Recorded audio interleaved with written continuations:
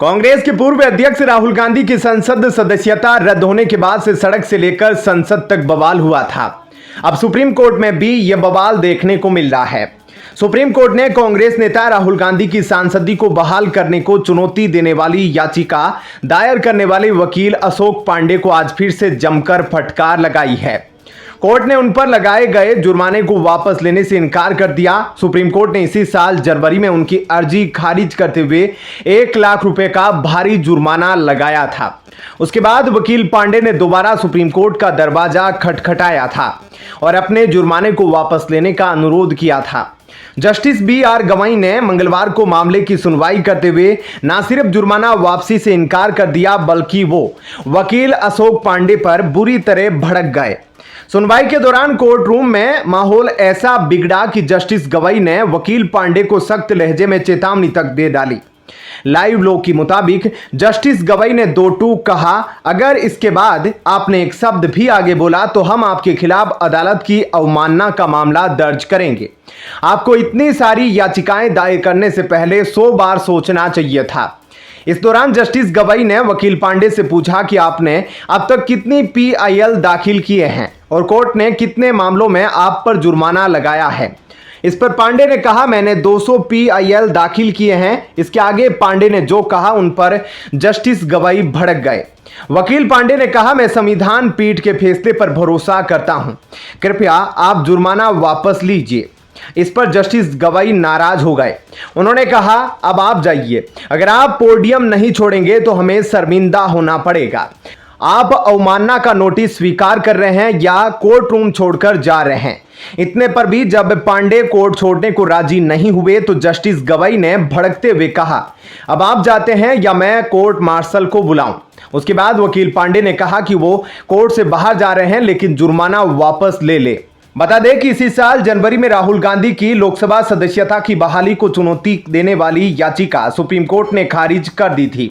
इसके साथ ही अदालत ने याचिकाकर्ता अशोक पांडे पर 1 लाख रुपए का जुर्माना भी लगाया था। तब जस्टिस BR गवाई और जस्टिस संदीप मेहता की पीठ ने कहा था, यह याचिका कानून की प्रक्रिया का दुरुपयोग है।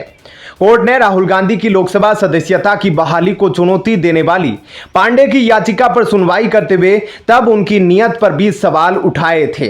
राहुल को मोदी सर ने मामले में पिछले साल निचली अदालत ने दोषी करार दिया था, जिसके बाद उनकी सदस्यता चली गई थी। बाद में इस मामले में सुप्रीम कोर्ट ने सजा पर रोक लगा दी थी, जिससे उनकी संसद सदस्यता बहाल हो गई थी। वहीं गाजीपुर तिराहा पर हिंदू जागरण मंच ने गुरुवार को कांग्रेसी नेता राहुल गांधी का पुतला फूंका। साथ ही गठबंधन के लोगों ने राहुल गांधी की संसद सदस्यता समाप्त करने की मांग को लेकर राष्ट्रपति को संबोधित ज्ञापन जिलाधिकारी प्रवीण मिश्र को सौंपा। जिलाध्यक्ष अतुल राय ने कहा कि राहुल गांधी ने हिंदू समाज को हिंसक कहा है, जो विवादित है। हिंदू हमेशा से सहिष्णु रहा है। राहुल गांधी ने देवी देवताओं को लेकर गलत बयानबाजी की है। कहा कि उन्होंने जो बयान दिया है उसको लेकर मुकदमा दर्ज किया जाए। नेता विपक्ष होने के कारण राहुल गांधी को सदन में जिम्मेदारी पूर्वक बयान देना चाहिए। इसी क्रम में अभय सिंह ने कहा कि राहुल गांधी को अपने बयान को लेकर हिंदू समाज से माफी मांगनी चाहिए। ऐसे में आपका इस खबर को लेकर क्या कुछ कहना है, कमेंट सेक्शन में अपनी राय जरूर बताएं। धन्यवाद। जय हिंद।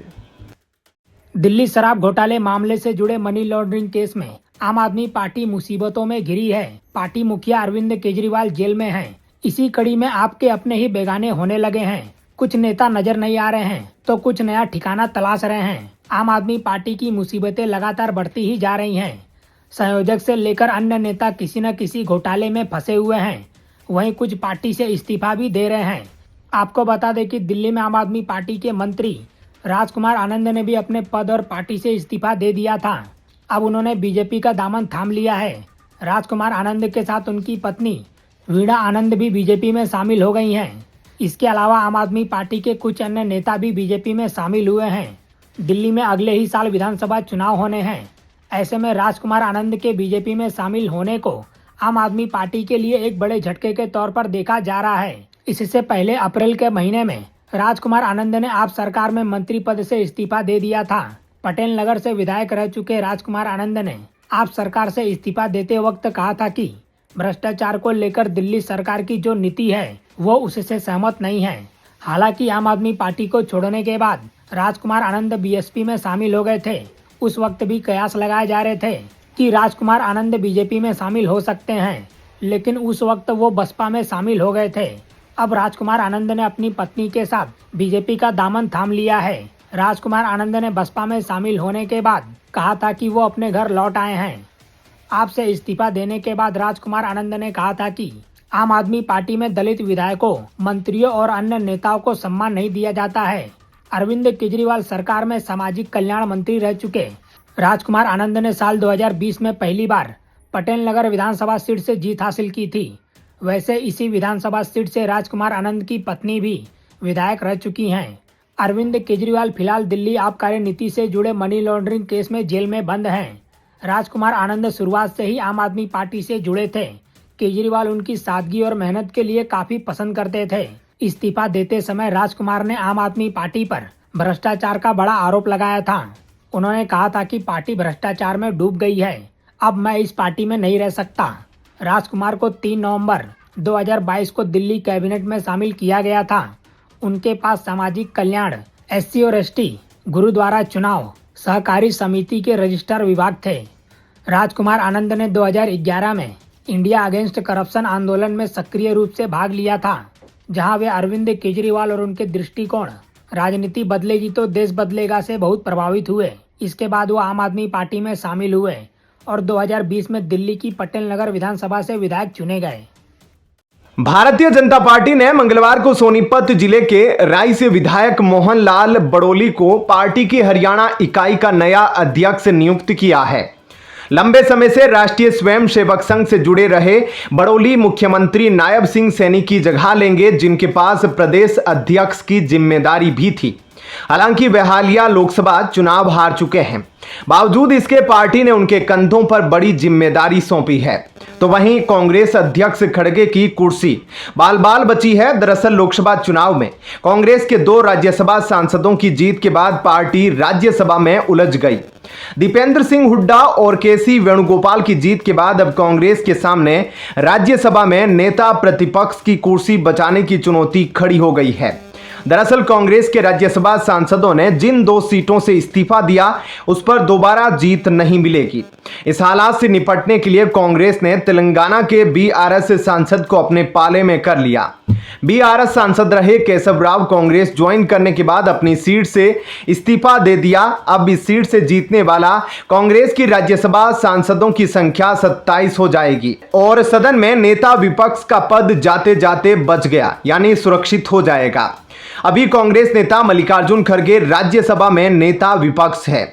लोकसभा चुनाव से पहले राज्यसभा में कांग्रेस के 28 सांसद थे। केसी वेणुगोपाल केरल की अल्पपूझा लोकसभा सीट से सांसद चुने गए, जबकि दीपेंद्र सिंह हुड्डा रोहतक से जीते। इन दोनों के जीतने के बाद राज्यसभा में कांग्रेस सदस्यों की संख्या घटकर 26 हो गई। राज्यसभा की सांसदों की यह संख्या नेता प्रतिपक्ष के लिए जरूरी 25 से सिर्फ 1 ज्यादा है। अगर राजनीतिक उठापटक हो गई तो यह राज्यसभा में नेता विरोधी दल का दर्जा भी खत्म हो जाएगा। केसी वेणुगोपाल राजस्थान से राज्यसभा के लिए चुने गए थे। पिछले विधानसभा चुनाव के बाद राजस्थान के समीकरण बदल गए। अब वहां बीजेपी की सत्ता है और उपचुनाव में कांग्रेस प्रत्याशी का जीतना नामुमकिन है। कांग्रेस को हरियाणा में भी 1 सीट का नुकसान हो जाएगा, जहां के राज्यसभा सांसद दीपेंद्र हुड्डा अब लोकसभा में मेंबर है। उनके इस्तीफे के बाद खाली हुई सीट पर कांग्रेस अपना उम्मीदवार भी नहीं उतार रही है। इस चुनाव को लेकर कांग्रेस जननायक जनता पार्टी JJP के बीच वाक युद्ध चल रहा है, मगर बीजेपी के खिलाफ कैंडिडेट उतारने को विपक्ष की कोई पार्टी राजी नहीं। कुल मिलाकर लोकसभा में 99 सीट जीतने वाली कांग्रेस को राज्यसभा में 2 सीटों का नुकसान होना तय है। ऐसी स्थिति में कांग्रेस ने नेता प्रतिपक्ष के लायक संख्या बल बचाने के लिए तेलंगाना के राज्यसभा सांसदों पर डोरे डाले हैं। तेलंगाना में अब कांग्रेस का शासन है और उनके पास 64 विधायक है। राज्यसभा के उपचुनाव में पार्टी की जीत भी तय है। सबसे पहले BRS सांसद रहे केशव राव को तोड़ लिया।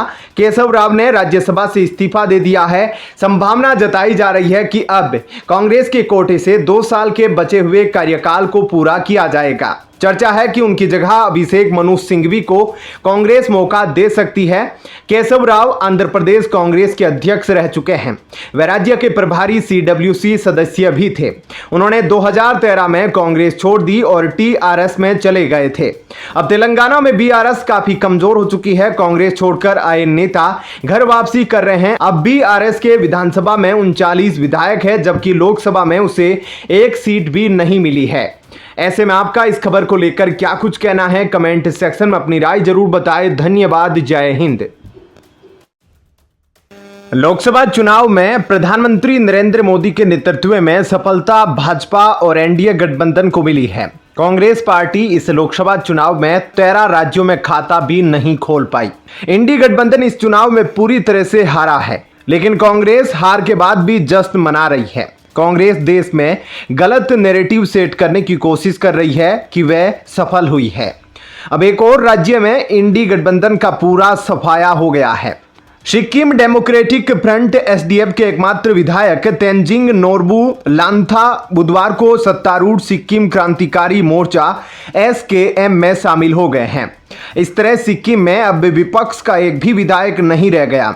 बता दें कि सिक्किम में हुए विधानसभा चुनावों में सिक्किम क्रांतिकारी मोर्चा और भारतीय जनता पार्टी ने अलग अलग चुनाव लड़ा था, लेकिन SKM केंद्र में बीजेपी के नेतृत्व वाले NDA में शामिल है। उस तरह से हम कह सकते हैं कि सिक्किम में विपक्ष का एकमात्र नेता NDA गठबंधन में शामिल हो गया है। सिक्किम के मुख्यमंत्री प्रेम सिंह तमांग ने सोशल मीडिया प्लेटफॉर्म फेसबुक पर पोस्ट कर कहा, मुझे आज अपने सरकारी आवास पर 23 शियारी विधानसभा सीट के विधायक तेंजिंग नोरबू लांथा से मिलकर बेहद खुशी हुई। सिक्किम के मुख्यमंत्री प्रेम सिंह तमांग ने सोशल मीडिया प्लेटफॉर्म फेसबुक पर पोस्ट कर कहा, मुझे आज अपने सरकारी आवास पर 23 शियारी विधानसभा सीट के विधायक तेंजिंग नोरबू लांथा से मिलकर बेहद खुशी हुई। वे आधिकारिक तौर पर हमारे SKM परिवार में शामिल हो गए हैं। तमांग ने माना कि लामथा ने अपने निर्वाचन क्षेत्र के हितों से जुड़ी चिंताएं जाहिर की थी। उन्होंने कहा कि एक व्यापक विकास योजना के हिस्से के रूप में अब इस निर्वाचन क्षेत्र की समस्याओं को हल किया जाएगा। हाल ही में संपन्न हुए विधानसभा चुनावों में लामथा SDF के एकमात्र ऐसे नेता थे जिन्होंने जीत हासिल की थी। उन्होंने SKM के वरिष्ठ नेता एवं शिक्षा मंत्री कुंगा नीमा लेप्चा को 1314 मतों के अंतर से हराया था। SKM में शामिल होने के फैसले पर टिप्पणी के लिए वे उपलब्ध नहीं हो सके। बता दें कि 2 जून को चुनाव परिणाम घोषित होने के बाद से ही उनके SKM में शामिल होने की अटकलें लगाई जा रही थी। जब उनसे भविष्य की योजनाओं के बारे में पूछा गया तो लामथा ने कहा था, मैं जनता से सलाह करने के बाद आगे कदम उठाऊंगा। SKM ने विधानसभा चुनावों में 31 सीटें जीती थी, जबकि विपक्षी SDF को सिर्फ 1 सीट मिली थी। वर्तमान में विधानसभा में 32 में से 30 सदस्य हैं, जिनमें से सभी SKM के सदस्य हैं। सोरेंग चांगकुंग विधानसभा सीट से मुख्यमंत्री तमांग और नामची सिंघीथांग सीट से उनकी पत्नी कृष्णा कुमारी राय के इस्तीफे के बाद 2 सीटें खाली है। 2 निर्वाचन क्षेत्रों से चुने गए तमांग ने रेनोक सीट अपने पास रखी और सोरेंग चाकुंग सीट से इस्तीफा दे दिया। इस तरह से देखा जाए तो सिक्किम इस समय पूरी तरह विपक्ष से मुक्त है। ऐसे में क्या कहना है आपका, इस पर कमेंट सेक्शन में अपनी राय जरूर बताएं। धन्यवाद। जय हिंद। पश्चिम बंगाल की मुख्यमंत्री ममता बनर्जी और उनके कुछ अन्य TMC नेताओं के खिलाफ राज्यपाल ने मानहानि का मुकदमा दायर किया था।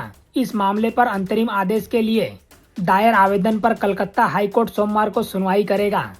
पश्चिम बंगाल की मुख्यमंत्री ममता बनर्जी ने 27 जून को दावा किया था कि महिलाओं ने उनसे शिकायत की थी कि वे राज्य भवन जाने से डरती हैं। इसके बाद राज्यपाल CV आनंद बोस ने 28 जून को मुख्यमंत्री ममता बनर्जी के खिलाफ मानहानि का मुकदमा दायर किया था, जिस पर मानहानि के तहत मुकदमा चलने के लिए बुधवार को न्यायमूर्ति कृष्ण राव ने अपनी अदालत में अनुमति दे दी है। इस मामले की सुनवाई करते हुए उन्होंने निर्देश दिया है कि राज्यपाल CV आनंद बोस द्वारा अंतरिम आदेश के लिए दायर आवेदन, जिसमें ममता बनर्जी और अन्य को विवादित मुद्दे पर आगे कोई टिप्पणी न करने के निर्देश दिए। उन्होंने कहा कि इस मुद्दे पर सोमवार को सुनवाई की जाएगी। वहीं न्यायमूर्ति राव ने बोस के वकील को इस बीच मुकदमे में प्रतिवादी को आवेदन की प्रतियां देने का भी निर्देश दिया। बता दें कि राज्य सचिवालय में एक प्रशासनिक बैठक के दौरान ममता बनर्जी ने 27 जून को कहा था कि महिलाओं ने मुझे बताया है कि वे राज्य भवन में हाल ही में कई घटनाओं के कारण वहां जाने से डरती हैं। उनकी इस टिप्पणी के बाद राज्यपाल ने कड़ी नाराजगी व्यक्त की थी। उन्होंने कहा था कि जनप्रतिनिधियों से यह अपेक्षा की जाती है कि वे गलत और बदनामी वाले धारणा न बनाएं। इसके बाद 2 मई को राज्य भवन की एक संविदा महिला कर्मचारी ने बोस के खिलाफ छेड़छाड़ का आरोप लगाया था। आरोपों के बाद कोलकाता पुलिस ने जांच शुरू की थी, लेकिन संविधान के अनुच्छेद राज्यपाल के पद पर रहने के दौरान उनके खिलाफ कोई आपराधिक कार्रवाई नहीं की जा सकती है। ममता बनर्जी के इस बयान पर गवर्नर सीवी आनंद बोस ने कहा था कि मुख्यमंत्री जैसे उच्च पदों पर बैठने वाले लोगों को इस तरह की भद्दी और अपमानजनक टिप्पणी नहीं करनी चाहिए। पश्चिम बंगाल के गवर्नर ने यह भी कहा था कि ममता बनर्जी हद पार कर दी है। सीवी आनंद बोस ने कहा था कि मुख्यमंत्री के तौर पर उन्होंने ममता बनर्जी को सम्मानित सहयोगी माना और आदर सम्मान दिया, लेकिन ममता बनर्जी को लगता है कि वो किसी को भी धमका सकती हैं और चरित्र पर उंगली उठा सकती हैं। गवर्नर ने यह भी कहा था कि ममता बनर्जी को सभ्य आचरण के साथ काम करना होगा। पश्चिम बंगाल के गवर्नर ने यह भी कहा था कि उनका किरदार ममता बनर्जी के इशारे पर नहीं चलने वाला। उन्होंने ये भी कहा था कि स्वाभिमान की हत्या बर्दाश्त नहीं है और ममता बनर्जी उनको डरा धमका नहीं सकती हैं। देश में पहली बार ऐसा हुआ है कि किसी राज्य के गवर्नर से मुख्यमंत्री के खिलाफ कोई केस किया हो। सीवी आनंद बोस और ममता बनर्जी के बीच काफी समय से 36 का आंकड़ा रहा है। बीते दिनों राज्य भवन में काम करने वाली एक महिला ने गवर्नर पर यौन उत्पीड़न का आरोप लगाया था। राज्यपाल सीवी आनंद बोस ने इसका खंडन भी किया था। वहीं कलकत्ता पुलिस ने महिला की शिकायत पर केस दर्ज कर जांच शुरू कर दी है।